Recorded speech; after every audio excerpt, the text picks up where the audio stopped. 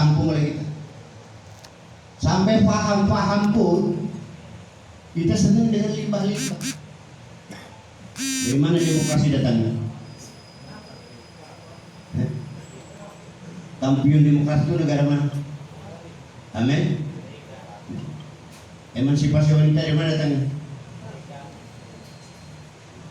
Ya, kita punya sistem paling kan dirangkum dalam Pancasila, 5 sila. Ada sila keempat yang menarik tuh. Ada kalimat permusyawaratan perwakilan. Apa itu? Ya, tapi kita kok bangga dengan cara-cara Barat, gaya-gaya Barat, cara pemikiran orang Barat. Padahal mangan kangkung kalau genjet. Ya, dengan nyampe. Kenapa saya menceritakan ini? Makanya saya diulang beberapa kali sejak pembukaan, tadi juga saya sebelumnya waktu ada pertentangan agak panas sedikit, saya kemukakan lagi. Mendadak saya pulang dari Cirebon itu punya inisiatif seperti ini. Diawali di Banten, awalnya sekali di Benda yang saya ikuti, terus ke Banten, nanti bikin lagi setingkat ASEAN, ya pertemuan seperti ini. Ya paling enggak kita kan mulai melebar. Dari Cirebon, Banten diundang tuh, bahkan alhamdulillah kemarin ada yang hadir dari Thailand dan petani dan Malaysia. Alhamdulillah sudah mulai itu melebar. Nanti berikutnya tadi ada usulan 6 bulan ya. Kelamaan 6 bulan mah. Di Imam Ibrahim itu 20 hari jadi kok ini. Apalagi dibantu sama Madura sama yang lain-lain, masa gak jadi. Kalau harus sanggup. Ya. Maksud saya tadi, yuk kita mulai berpikir mengikuti wa ma arsalnaka illa rahmatan. Kita ikuti pidato kita keseluruhan. Jangan mikirin perut sendiri aja, keluarga sendiri. Sedikit Rasulullah itu konon dalam kitab yang pernah saya baca, beliau itu masa kecilnya yatim piatu, tapi kreatif memelihara domba. Agak besar sedikit melihara unta. Remaja menjelang dewasa direkrut oleh Sudagi dia kalau perempuannya. Sudah lebih besar Siti Khadijah. Keren. Raya-raya. Sebuah artikel menyatakan kafilah Muhammad Al-Amin setiap berangkat bawa dagangan nilainya 3-4 T. Pernah saya baca ada artikel. Bayangkan nilai dagangan Rasulullah itu setiap berangkat nilainya 3-4 triliun. Zaman sekarang ada orang punya modal 1 triliun, berapa tuh karyawannya kira-kira? Kalau bikin perusahaan, bayar aja kan 1 triliun aja ya. Ini itu 3-4 triliun. Kalau 4 triliun sekali berangkat setahun keliling berdagang, pulang, setor sama bos bis ya, bis Khadijah. Kita perempuan jadi bis aja ya, jangan bos. Katakanlah ngambil keuntungan 10% dari 4 triliun berapa? 400 miliar. Katakanlah Muhammad Amin dikasih 100 miliar. Yang 100 dibagikan ke karyawan. Yang 200 dikantongi sama Siti Khadijah penambahan modal. Selama minimal 7 atau 8 tahun beliau jadi asisten, jadi direktur eksekutifnya lah kalau zaman sekarang ya. Komisaris utamanya Siti Khadijah, direktur utamanya Muhammad Al. Katakanlah kalau 7 tahun aja beliau menjalankan perusahaan Siti Khadijah, berarti setahun dapat keuntungan 100 miliar, 700 miliar beliau punya waktu. Belum lagi di kampung, dombanya, ontanya semakin banyak. Usia 25 beliau berjodoh dengan Siti Khadijah, menikah. Dalam satu riwayat katanya bawaan lamarannya itu 100 ekor unta pilihan penuh dengan isi. di punggungnya. Kalau kita kalkulasi satu ekor seharga 250 juta kali 100 berapa? 25 miliar. Pernah dengar nggak ada seorang anak presiden, anak pengusaha di Indonesia melamar untuk bisa membawa uang 10 miliar? Pernah dengar? Jangan dikira junjungan kita nanti luar biasa. Pada usia 40 didatangi Jibril, diberikan wahyu, diangkat menjadi seorang nabi dan rasul, terus menjalankan risalah. Apa yang terjadi? Habis semua. Kita para zuriat Rasulullah, anak orang miskin kebetulan, pesantren, pinter, jadi kiai, bangun pesantren, tahun sampai 5 tahun jadi kaya ini orang. Belum lagi ceramahnya kemana-mana diundang. Yang tadinya miskin, balik-balik. Ya, ya. Rasulullah lebih baik. Oh ya raya jadi nabi, jadi rasul malah hal.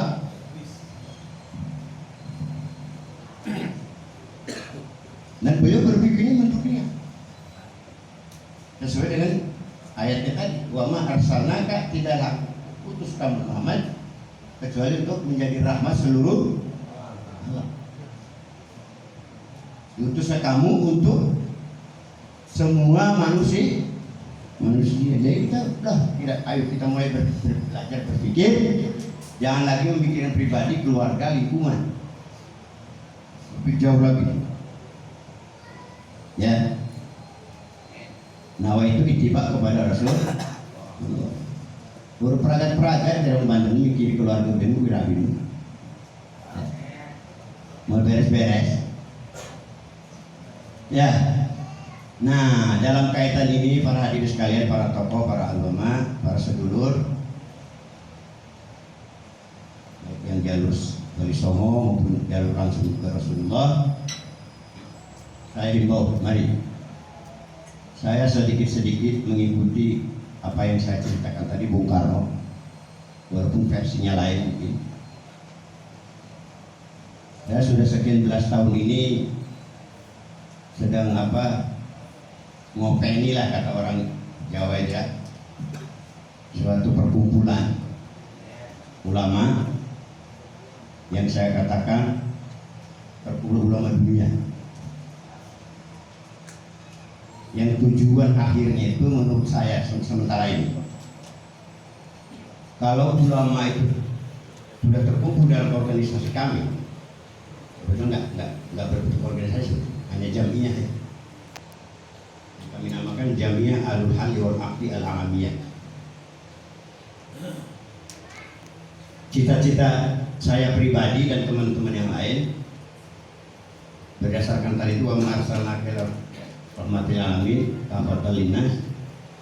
Kalau dibahasa sederhanakannya, kalau ulama yang sedang kami openi ini berkumpul dan solid, kami mencita-citakan bagaimana caranya agar dunia ini diatur kembali oleh Islam, bukan oleh umat Islam, tapi oleh Islam.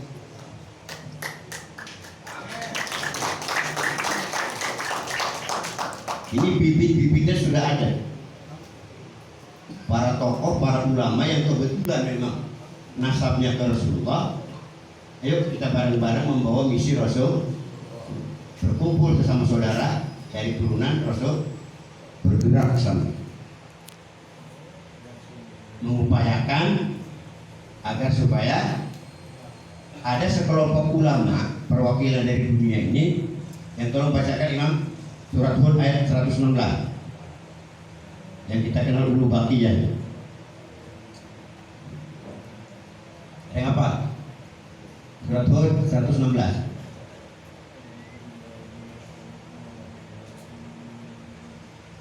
Kalau ada kasih duit lagi tuh, full.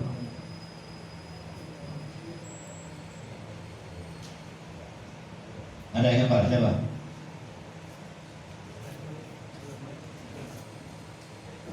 Ini Ada juga mungkin ayat yang berkaitan dengan hal tersebut. Bismillahirrahmanirrahim. Wal takum minkum ummatun khairu ummatin ukhrijat linnas. Cirinya ta'muruna bil ma'ruf wa tanhauna 'anil munkar wa tusari'una bil khairat. Itu cirinya itu. Umat yang paling unggul khairu ummatin. Kuntum khairu ummatin ukhrijat linnas. Ya. Cirinya itu 3 kalau nggak salah. Ta'muruna bil ma'ruf wa tanhauna 'anil wasari'una bil khair. Selalu segera melakukan kebaikan. Coba baca. Bunyi speakernya. Orang mau dijebol.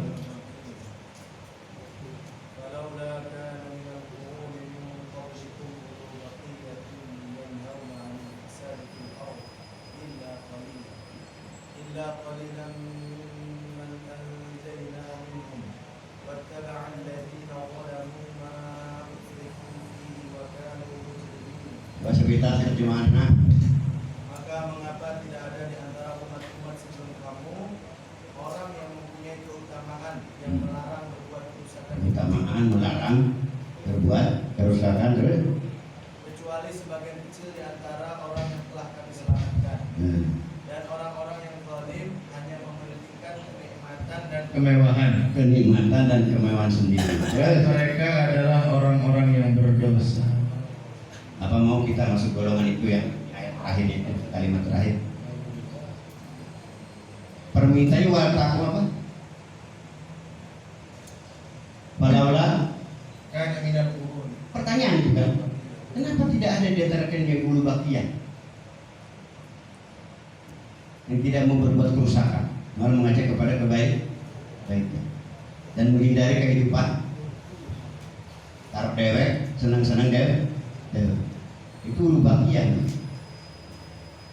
Mudah-mudahan nih pada zuriat Rasulullah ini sekarang mengarah ke sana. Kebetulan wadahnya sudah ada di Palembang pusatnya. Insya Allah nanti kapan-kapan pindah ke sini. Kalau fasilitasnya sudah siap, harus ada penginapan, ada gedung pertemuannya. Kami rutin di Palembang itu mengadakan muzakarah 6 bulan sekali. Kadang ya tergantung kebutuhan 2 bulan sekali jadi. Dan nggak tetap harus di Palembang. Kalau ada seorang tokoh anggota kami ingin mengadakan di daerahnya, di kampungnya, di negaranya, berangkat kita ke sana. Sudah ada dari Malaysia, dari Thailand, di Kamboja anggotanya. Cuma kami belum bergerak apa-apa sebab yang kami targetkan 313 orang ulama sedunia perwakilan. Belum tercapai sampai hari ini. Jadi muzakarah pertemuan biasa silaturahmi dalam rangka tansyiqul qalbi, menganyam hati. Ya kan? Kita kadang-kadang kumpul ribuan orang di satu tempat, baca sholawat, tabligh akbar, bubar. Selesai kan? Kalau tansyiq lain, ulama kumpul menyatukan hati, menyatukan pandangan kepada Quran. Pemahaman kita arahkan semua ke Quran, ke hadis. Terus digodok kalau sudah kumpul 300 ulama solid, sudah buat juklak segala macam untuk langkah-langkah berikutnya. Saya targetkan 3 itu langkahnya. Kalau sudah kumpul 300 ulama sudah solid, kami akan mengadakan audiensi pertama dengan PBB, kedua dengan Vatikan Paus Paulus, ketiga dengan Cina. Itu yang kami cita-citakan. Ngapain ke sana? Hanya menyampaikan Quran hadis saja. Kita ikuti langkah Rasulullah.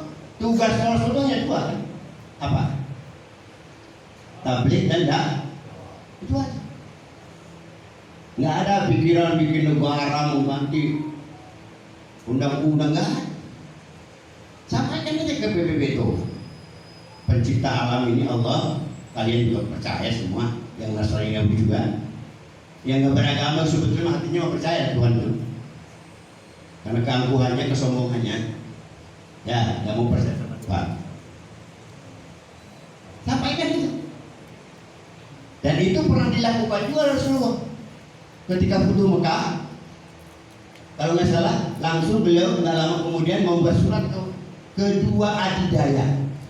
Pada saat itu Romawi dan hanya kirim surat.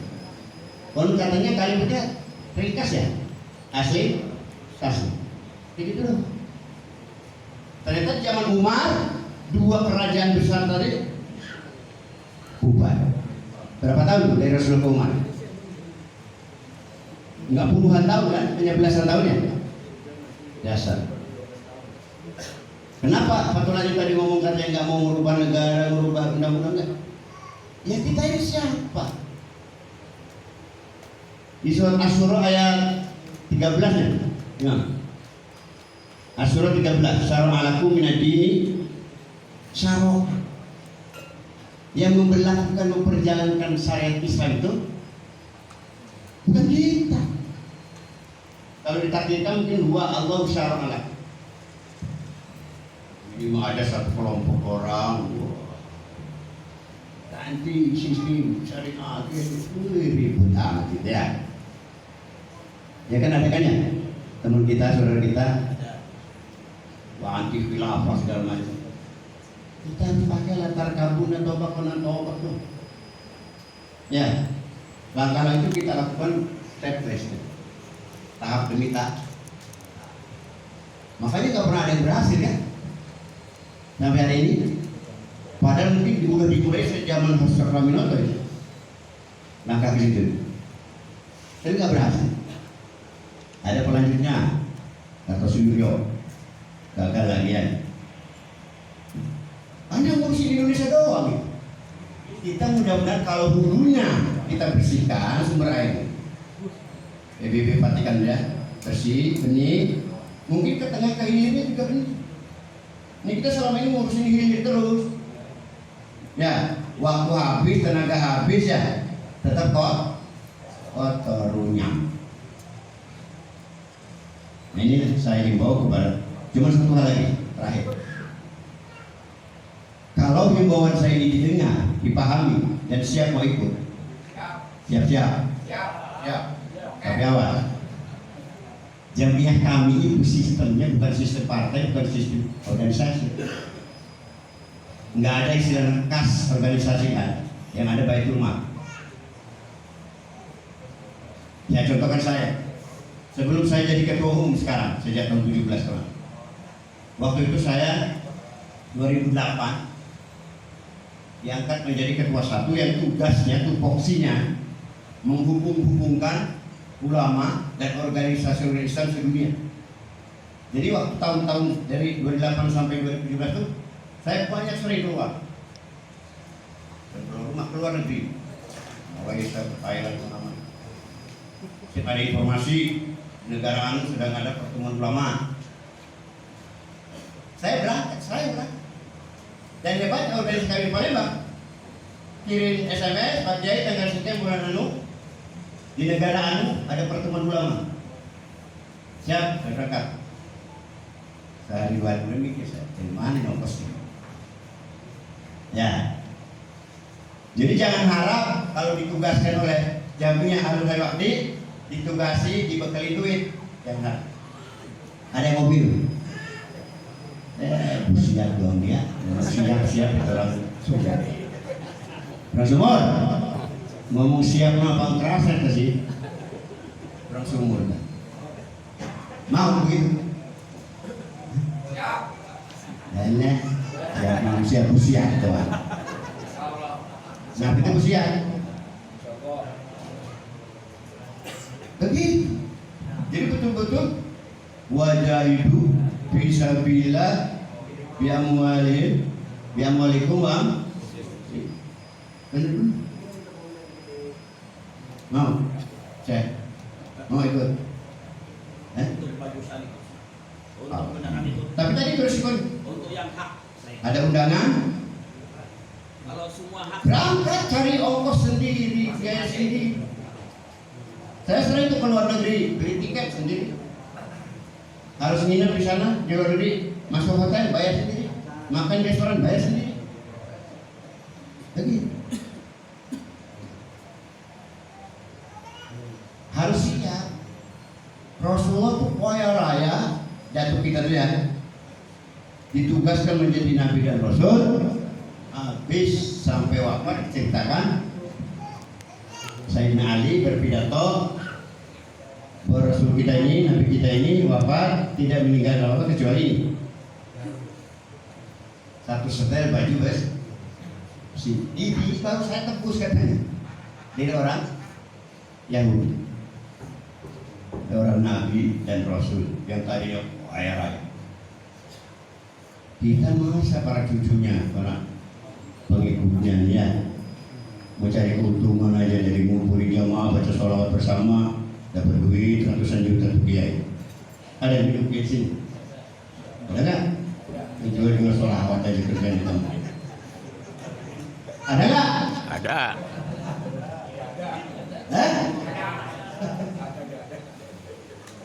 Yang kita ubah yuk, mindset kita ubah. Mudah berapa kita selalu minta apa tuh doanya tuh? Allah kalau syafaat Rasulillah bi'izzatika wa jalalika, minta syafaat tapi kerjanya bukan dagang sholawat. Sholawatnya dijualin. Mana nama Habibnya juga dia apa tuh namanya dikomersilkan, gelar Habibnya, gelar tuh bagus segala macam. Yuk kita ubah sedikit-sedikit mindset kita. Jangan apa itu rugi bimaladin farihun, kalau membanggakan golongannya kelompok sendiri. Ya sedikit-sedikit kita belajar dibuang. Kalau profil aja biasa. Yang merasa diri kiai, ketemu orang itu bilang paling bangga. Ya curang sih. Ya banyak yang ngerti itu. Satu hari itu bahasa. Pas banyak yang